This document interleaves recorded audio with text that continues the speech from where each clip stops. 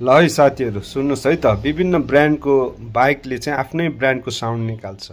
जस्तो कि यामाहाले चाहिँ यामाहा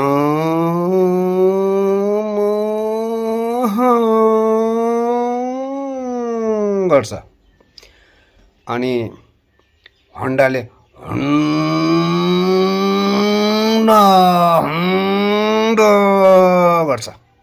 हार्ली बाइकले Harley Harley Harley Harley Harley Harley Harley Harley Harley Harley Harley Harley अनि बुलेट बाइकले